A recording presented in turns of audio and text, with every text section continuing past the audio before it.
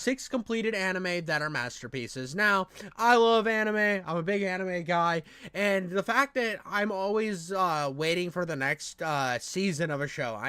With anime, yeah, you can be anywhere from like a year to like 5 years between seasons. Anime, you never know, dude. It's such a hard grind. So when I saw this list, I thought it would be beneficial for not only myself for my watch list, but also maybe my viewers can find an anime in this list that maybe they haven't seen that they want to dive into and they know actually has a good conclusion. So this video is by Desio Taku, 6 completed anime that are masterpieces.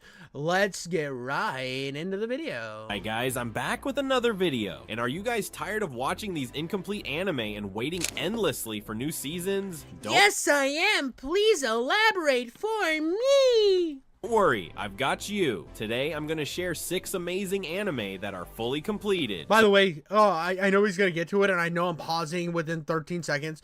This is one of the greatest anime that's ever made. I don't care what anybody says. I don't care if you have a different opinion. You're wrong.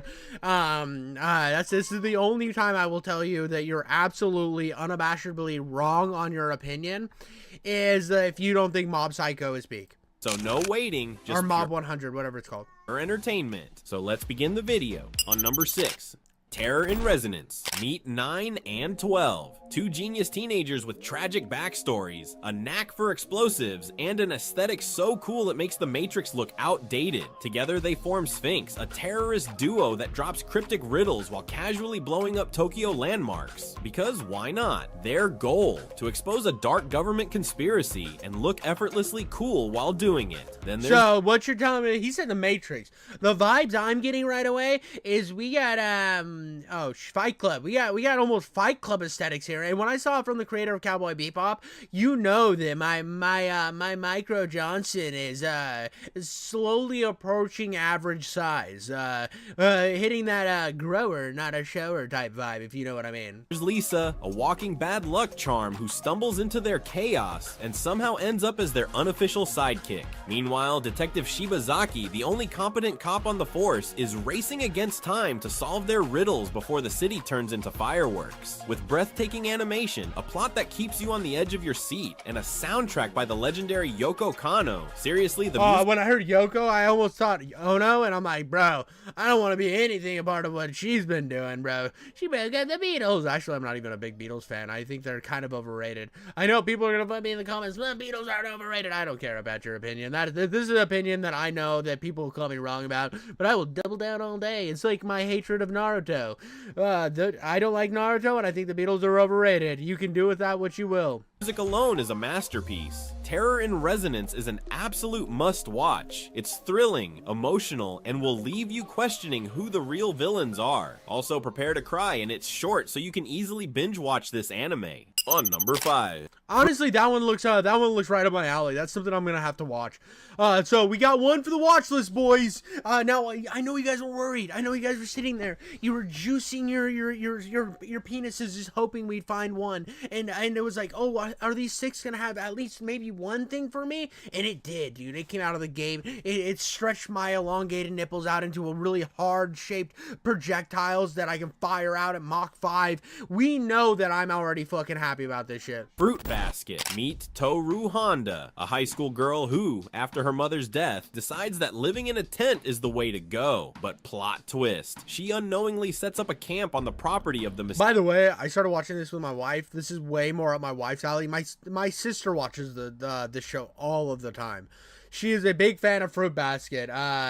Beatles have such a volume of catchy songs. I never understood the hate. I don't hate them. I said they're overrated. That's not me saying that I hate them, right? So I think the Beatles are credited with a lot, which they deserve some of the credit, but I think that they're over-encompassed, like they're given credit for like all of modern rock and roll, which I do believe is wrong. And a lot of Beatles fans also do the thing where they hype up the Beatles and they tear down people like Elvis, which I think is so disgustingly wrong. I think it's not even that I think the Beatles are overrated. I think hardcore Beatles fans have pissed me off throughout my lifetime to the point that I've just taken the stance where I'm against the Beatles. That's actually the point. Naruto fans did the same motherfucking thing to me. I don't think I hate these groups. I just don't think I like the fan bases because I think that Naruto, I didn't like the show at all whatsoever, but the Naruto fans made me actively hate the show. But the Beatles fans be like fucking insufferable. Mysterious Soma. But no, my sister watched this. I think my sister watched Fruit Basket. I think this is the one where whenever they like touch a girl, they fucking turn into an animal. Family. One landslide later, her tent is toast and she's taken in by her class. Yep, this is the animal one. This one's like not bad. On my opinions on this absolute goonosphere, this is like a fan servicey anime. This is a romance anime. Sort of, I don't know. It just wasn't really up my creek. It's not bad in terms of writing and stuff. My wife thought it was pretty good. I need to maybe watch a little bit more because I want my wife to like not be cringed out by the shit I watch when I come home from work.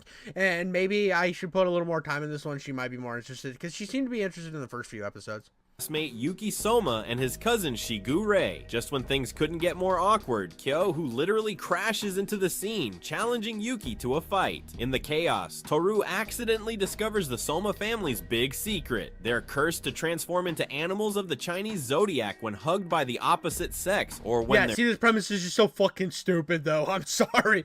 Oh no, if we happen to be hugged by the opposite sex, we turn into an animal. So if we were ever to actually have some bump ugly times, we become zoophiles. I don't know, dude. This shit does, like, again, it kind of comes off like a romance novel type shit, which I can get, and I like understand that women be reading some wild shit in their romance novels.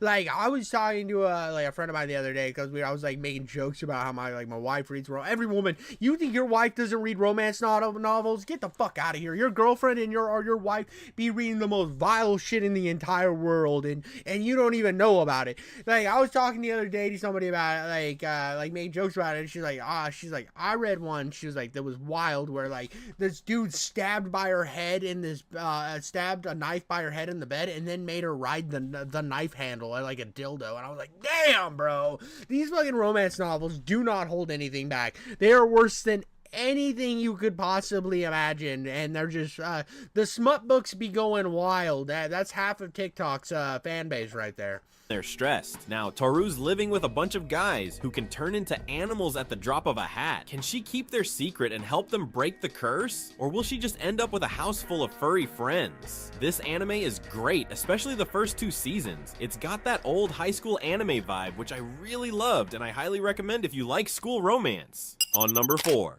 Pluto. Alright, so Pluto is like if Astro Boy grew up, got a dark makeover, and said, forget saving the day, we're solving murders now. It's a murder mystery where robots— This is one that I wanted to watch that I haven't seen yet. This is on my list of things to watch, so absolutely gonna probably watch this eventually. and humans coexist, but instead of hugs and harmony, someone's out here turning the world's strongest robots into scrap metal. Savage, right? Enter Gazix, a robot detective with the personality of a tired dad who just wants his coffee hot. He's on the case to figure out who's offing robots and humans, and let's just say things I know why I didn't finish Pluto. I think I was gonna start it and it wasn't in English yet because I haven't had Netflix for a few years, and that's a Netflix. That's an anime that's only on Netflix. So I don't currently have Netflix. When season 2 of One Piece drops, I will get Netflix again. But as of right now, I'm just waiting and letting things kind of collect for my things that I want to watch on Netflix, so that when I do get Netflix, I get my money's worth. I don't want to be fucking just throwing money to these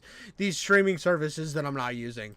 real deep, real fast. This dude's got the tech, the brains, and probably some hidden gadgets that could make anyone blush. The story's a slow burn, but it's packed with drama, existential questions, and plot twists that'll make your circuits fry. Also, the robots, they're way too human. Like, one of them has more emotional baggage than your ex, and another's got arms strong enough to, well, let's just say, they could crush more than just steel. Oh, they be crushing some pussies. They be doing the old rap it up, rap it up, and then just like when they do that, it just fires the girl to Mars, dude. Which I honestly am against that. I think foreplay should be kind of more sensual. I'm not a big fan of slapping a pussy so hard you send them into galactic territory. That's just my position on how you should handle lovemaking, but I know everybody's got their own thing. It's deep, it's dark, and it'll leave you questioning life, love, and whether robots have better game than us. On number 3, Mob Psycho 100. Peak. Mob Psycho 100 is peak. It's so fucking good. If you want to know one of my top 10 anime of all time, this bitch is on there for fucking sure. It's incredible. The art style is incredible. I honestly had a gripe when I first started watching it that I didn't like the art style. Once I got like a few episodes in, it became one of my favorite art styles I've ever seen.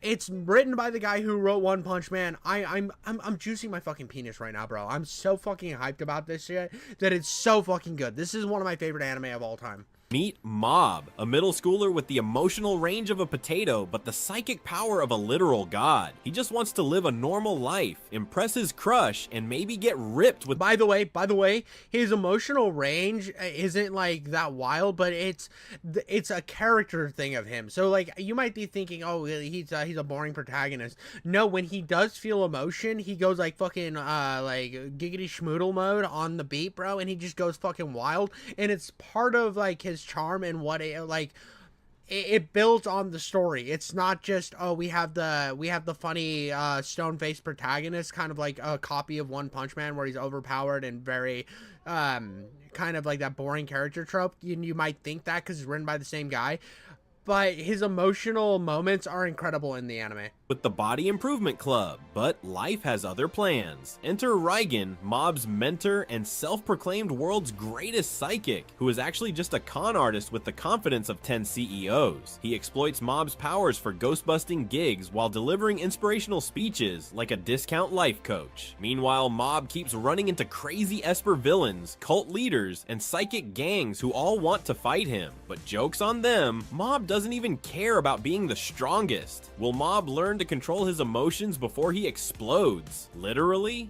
Will Reigen ever stop scamming people? Will the Body Improvement Club finally help Mob get swole? It's one of those anime that you avoid most of the time, but when you watch it... Nah, don't avoid this. I'm telling you right now, you need to stop fucking putting this on your backlog and watch it tomorrow. This is one of the greatest things I've seen. Want more? That's how good it is. With great action and hilarious characters, this anime is just amazing. On number 2, Dororo. In the chaotic era of Another peak. Another fucking peak anime. Now I have about 4 more episodes, 3 or 4 more episodes until the finish of this anime, but I'm in love with this. This one completely consumed me from the moment it started. I am absolutely obsessed with Dororo. It is so good. It is incredible. This is another one that is just peak. So if you want a King Jiffy Coats approved anime, this is probably up there with my top 10, maybe. I like Mob Psycho for completely different reasons than I like this one, but there's just something incredible about this show. Of Japan's warring states, It's got like Berserk vibes, but it's not quite full Berserk. It's I don't know. It's like Berserk meets Vagabond in a way. I don't know. It's hard to explain because it does have a lot of ties to a lot of other shit that I hold near and dear, and it's so perfect. Daigo decides that parenting isn't really his thing, so he strikes a deal with 12 demons, trading his unborn son's body parts for a flourishing kingdom. The baby is born looking like a DIY project gone wrong, missing limbs, eyes, ears. Bro, he's just fucking muscles on bone. He looks so disgusting. He's a little flesh muppet. Even skin. He tosses him into a river, assuming that's the end of it. But surprise, a kind-hearted medicine man rescues the infant and outfits him with an arsenal of prosthetics. Now named Hayaki Maru, he embarks on a quest to reclaim his missing body parts by slaying the very demons his dad made deals with. Along the way, he teams up with Dororo, a pint-sized thief with a knack for getting into trouble. Together, they slice and dice their way through a demon-infested landscape, proving that family drama in feudal Japan is literally disarming. What I love about Dororo is how it dives into deep themes. We're talking about identity, what it means to be human, and the struggle between good and evil. You watch Hayate... Dude, and it's like, it just, the moments of humanity in this, and this is like the comparison I get to Berserk, is there's these high-end violent action sequences and brutality that is showcased throughout the entirety of this anime, but the best parts of it are the moments of humanity you get in between, which I think when it's able to balance that is one of the best things that an anime or any media can do, and that is something that hands down Dororo does. Kimaru not only try to reclaim his physical form, but also discover what it truly means to have a soul. It's super philosophical and it gets you thinking. On number 1, Code Geass, Lelouch, a guy who gets a superpower called GS that lets him command anyone to do his bidding. Yep. I watched most of Code Geass. I still have a lot to go on Code. I've watched a lot of it, but I still have a lot to go. I got a little burnt out with Code Geass. Not that it's not great. It is really good. I just hit a point where I just didn't care anymore. And there was something else that was grabbing my attention. I think a new season of Shangri-La Frontier and Solo Leveling came out. And again, I think what Code Geass does is incredible. But I just lost a little bit of interest in something I do need to catch back up on. I personally like Dororo and Mob Psycho better. Now, I know people are going to find that statement controversial because I haven't finished Code Geass. But there was just like, I find the mileage on the protagonist of Code Geass to be waning. It's not that he's not a good protagonist or an interesting protagonist. I just feel like you get to a point where it's like, okay, I see where this is going. It's kind of the same problem I had with Death Note, where I hit a point with Death Note, and I finished Death Note, but I hit a point with Death Note where I was like, I just don't care anymore. I don't like the protagonist. I understand that he's turning into the villain or whatever, but I've just hit my... And again, I haven't finished Code Geass, so I don't know if he turns into a villain or whatever. But I hit a point with it where I was just like, I don't fucking care anymore, dude. I just don't care. All the interest that I had in this previously has waned. The stakes aren't there for me anymore. I don't really care about the characters anymore. Like, if you ask me about Mob Psycho, I could talk to you about the characters. I could talk about everything that I saw about that because it was incredibly memorable, incredibly impactful for me personally. Same with Dororo.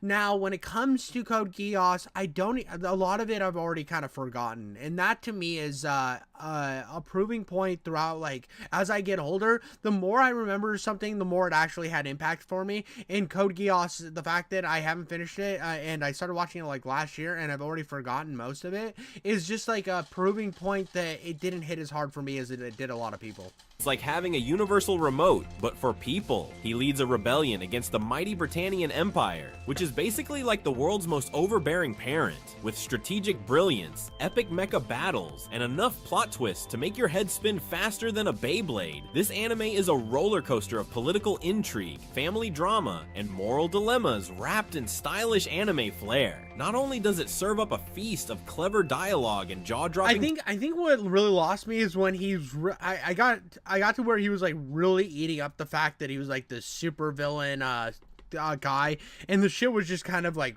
waning on me.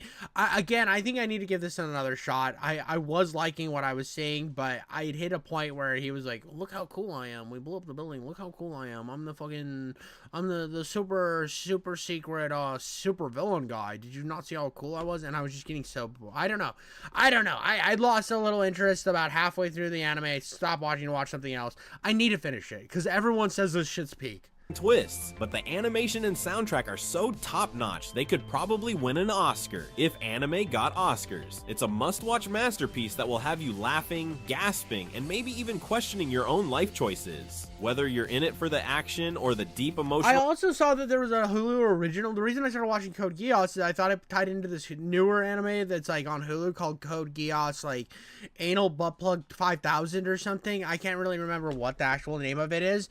If you guys know anything about that one on Hulu, let me know if that's worth watching too, and I will definitely check it out. But I just saw that there was another Code Geass that's on Hulu that's like an exclusive to Hulu. It is dubbed in English, so I want to give it a shot, but like I said, the first one, the regular Code Geass, like wanes on me.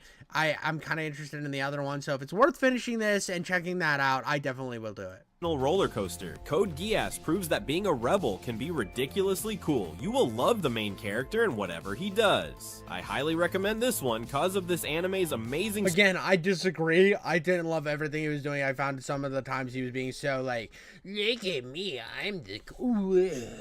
he was doing like way too much fucking I'm the cool anime guy. I don't know. Story and everything this anime represents. That's the end of this video, and if you enjoyed, hit that subscribe button. Another hot take, I'm not a big fan of JoJo's Bizarre Adventure. It's just not for me. Also tell me which anime you're going to be watching tonight. I'll see you in the next one. Ooh, that's a good question. What anime am I going to be watching tonight when I turn this stream off and I'm going to bed? Probably Ego Proxy. If I want to be 100% real with you, it's probably going to be Ego Proxy. I've been watching like an episode before bed every night, and I'm really liking Ego Proxy. But that's all I got on that one, guys. Like, subscribe, and come back for more, because I will be coming on myself. I mean, that's all I got.